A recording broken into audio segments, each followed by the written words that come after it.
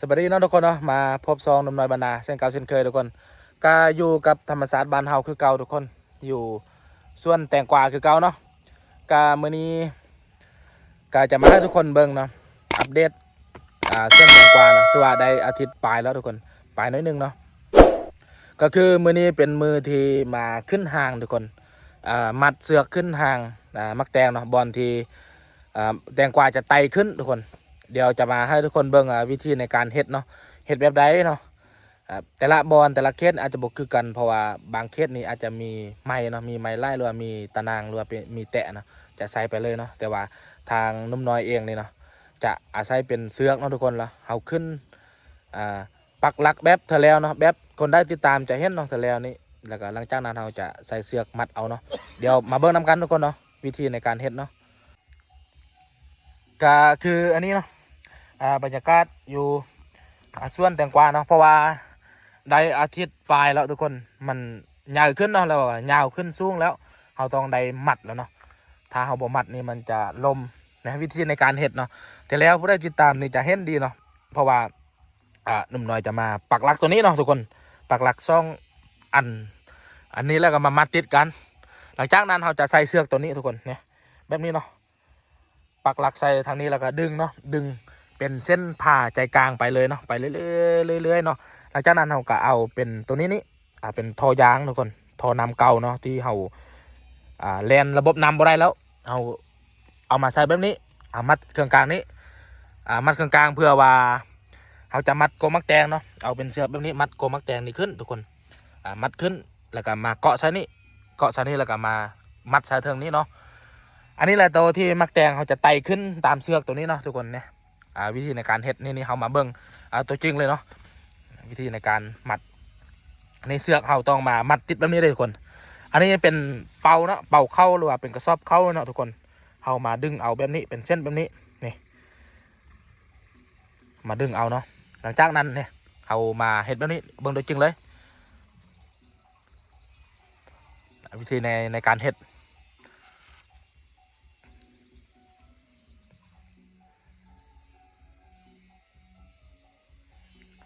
วิธีในการมัดอันนี้ก็ถือว่าได้ไล่พอสมควรแล้วเนาะมื้อนี้เนาะแล้วก็หลังจากนั้นตัวนี้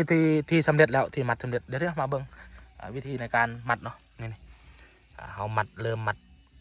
หลังจากนั้นเขาก็เกาะขึ้นตามโกมักแตงเนาะทุกคนพันขึ้นตามโกมักแตงแล้วก็ดึงขึ้นเลย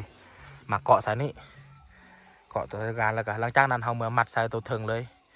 อันนี้เป็นวิธีในการเฮ็ดเนาะเขาปลุกไล่ก็ต้องได้ใช้เวลานิดนึงถ้าคนที่ไวนี่ก็แล้วไว้เนาะทุกคนถ้าเขาปลูก3,000เขาก็เริ่มไปเนาะเขามีไล่คนก็แล้วไว้ถ้าเขามีคนเดียวหรือว่า2 คนเนี่ยก็ค่อนข้างที่จะใช้เวลานิดนึงเนาะเพราะว่า2-3 พันต้นนี่เนาะเขาเฮ็ดไปทีละต้นทีละกกเนาะคือแบบนี้เนาะอันนี้เดี๋ยวให้ทุกคนมาเบิ้งโตที่แล้วโตที่แล้วจะเป็นแบบนี้เนาะนี่โตที่แล้วนี่ทุกคนจะเป็นแทบแบบนี้ไปเนาะคือแบบนี้ไปเลยนะอันนี้ตัวที่มันสำเร็จแล้วตัวที่เขามัดแล้วเป็นแบบนี้เนาะคนได้ติดตามซองหนุ่มน้อยจะเห็นตั้งแต่เริ่มต้นคือหนุ่มน้อยเว้าไปหลายๆคลิปเนาะทุกๆคลิปหนุ่มน้อยจะเว้าไปตลอดว่าคนได้ติดตามตั้งแต่เริ่มต้นเนาะตั้งแต่ EP 1พุ่นน่ะจะเห็นเนาะวิธีในการเริ่มต้นตั้งแต่มาไถนาพุ่นแหละทุกคนมาไถนาพรวนนาเนาะขึ้นคลองแลนระบบนำเนาะทุกอย่างเลยคือแบบนี้เนาะเดี๋ยวนี้จนมาฮอดกระบวนการหรือว่าในการมัดแล้วเนาะเริ่มที่จะสำเร็จแล้วตัวนี้ก็ถือว่าเขามามัดนี่ถือว่ามีแต่เขาปะให้ก็มักแตงนี่ยาวขึ้นเนาะทุกคนยาวขึ้นแล้วถ้าว่ามันงามมันแตกออกมาอีกเนาะเขาก็มามัดยอดที่มันแตกขยายออกมาแต่ว่าถ้าว่ามันขึ้นพอประมาณแต่ว่าบ่งามแด่นะคือเขาบ่มัดเลยก็ได้เนาะคือตัวนี้นี่เขาก็เลือกเลยทุกคนตัวที่พอมัดได้เขาก็มัดเนาะคือช่องต้นนี้มัดบ่ได้เถื่อเขาก็บ่มัดเถื่อเขามามัดตามหลัง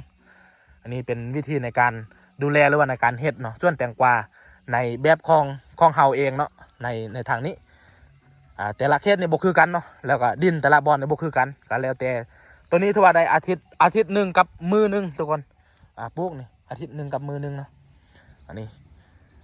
ก็ได้ประมาณนี้เนาะ เดี๋ยวมัดไปเรื่อยๆเรื่อยๆทุกคนเนาะเดี๋ยวเขาจะมัดไปเรื่อยๆเพื่ออะไรนะเดี๋ยวนี้ในการมัดเสือกเขานี้ก็ถือว่าได้ไปล็อกหนึ่งเนาะล็อกหนึ่งฮันก็มีอยู่6 แถวปลายนะล็อกโตล็อกลุมนี่ถือว่าแล้วเนาะเดี๋ยวนี้เขาขึ้นมามัดล็อกที่ซ่องมานี้ก็ได้ไปซ่องแถวแล้วบัดนี้ก็เริ่มมัดไปเรื่อยๆแหละมัดไปเรื่อยๆเพื่อแหละจนล็อกที่3ที่4เพื่อแหละเนาะเพราะว่ามี4ล็อกแต่ว่าซ่องล็อกคุณล็อกน้อยล็อกนี้ถือว่าเป็นล็อกยาวเนาะมีอยู่10 แถวนะล็อกนี้เฉพาะล็อกเดียวนี้10 แถวนี้1,060 ต้นทุกคนเลยแต่ว่าอย่างเช่นที่เรามีทีมงานไล่เนาะเขามามัดนำกันนี้มีอยู่4 คนนะมัดช่วยกันก็ถือว่าโอเคเนาะว่าไวบ่ก็ถือว่าก็ไวพอสมควรนะทุกคนก็ถือว่าไวอยู่เพราะว่าเขามีไล่คนก็ถือว่าเร็วไวเนาะถ้าว่ามีน้อยคนนี้เขาคิดแต่ว่า2-3 พันต้นนี่เนาะก็ต้องใส่เวลานิดนึงเดี๋ยวนี้เริ่มมัดไปเรื่อยๆทุกคนเข้ามาเป็นล็อกที่ซ่องมาแล้วก็ถือว่าได้อยู่ที่ว่าไปเนาะได้อยู่ซ่องแถวไปแล้วตัวนี้นี่ยังไม่ได้มัดเนาะโอ้แถวที่มัดเนาะเขาจะเห็นเป็นเสือกสีขาวๆเนาะขาวแดงเรื่องแดงเนาะตัวนี้เนาะเสือกเขานี่ทุกคนเสือกวันนี้น้อยๆวันนี้เนาะมัดแต่ละเคสคือที่นุ่มน้อยว่าไปเนาะว่าอาจจะบุคือกันเนาะแต่ละเคสนะบางเคสก็แต่ว่าเขาใส่แบบนี้นี่มันจะลดพรค่าใช้จ่ายเขาเนาะถ้าเขาใส่แซ่หรือว่าใส่เป็นตะนางเล็กหรือว่าตะนางยางบ่หรือว่าเขาใส่เป็นไม้ไล่นี่มันค่อนข้างที่จะสิ้นเปลืองไล่เพราะว่าเดี๋ยวนี้ก็ซอกยากแดเนาะแต่ว่าถ้าเป็นแซ่เล็กแซ่ยางนี่มันก็ต้องใส่งบประมาณเนาะใส่เงินแต่ว่าถ้าเขาใส่เสือกตัวนี้ถือว่ามันเป็นเป่าเนาะเขาซื้อเป่านี่มาดึงเอาเนาะทุกคนมันก็ค่อนข้างที่จะหน่วยหนึ่ง7,000 กีบเนาะ7,000 กีบประมาณ3-4 หน่วยก็ถือว่าเพียงพอแล้วเนาะถ้า3-4 หน่วยนี่ถ้าเทียบกับเราไปซื้อเป็นตะนางนี่มันก็ค่อนข้างที่จะใส่งบไล่อันนี้เนาะก็มัดไปเรื่อยๆทุกคนก็ใช้เวลาประมาณ2 มือ3 มือก็บ่แน่ใจว่ามืออื่นนี่จะแล้วบ่เนาะถ้าบ่แล้วก็อาจจะเป็นมือต่อเนาะก็ใช้เวลาประมาณนั้นแล้วค่อยๆไปนะทุกคนเลยวิถีชีวิตคนบ้านเฮาเริ่มจะค่อยคำยำแรงเนาะเริ่มจะแรงๆมาแล้วนะอันนี้ก็เริ่มมัดมาเรื่อยๆวิธีในการที่เฮาจะมัดเนาะนี่